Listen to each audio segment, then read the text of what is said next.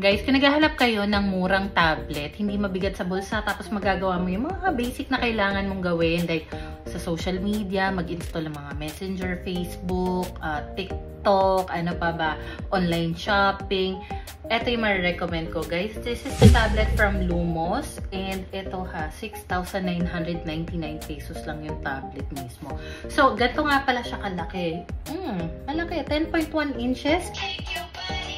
Malinaw na rin talaga siya, guys, kasi 4K yung resolution niya, tapos 8GB RAM. Pero kung gusto mo na mag-ala mini laptop naman yung experience mo, pwede naman. Piliin mo yung bundle nila kasi for only 8,499, may kasama na siyang cover. Itong cover niya na pwede maging stand. Ayan. Meron na rin kasamang wireless keyboard, mouse, at saka stylus pen. So, bongga, napaka-worth it. Kasi magagamit mo to for, let's say, online meeting, online classes, for presentation, Word, Excel, pwedeng-pwede dito. Video kay, mag-video kay ka, gamit to, pwedeng-pwede. So, ayun, kung naghahanap ka ng hindi masakit sa bulsa na tablet, ito na talaga yung ma-recommend ko. This is from Lumos nga pala, guys.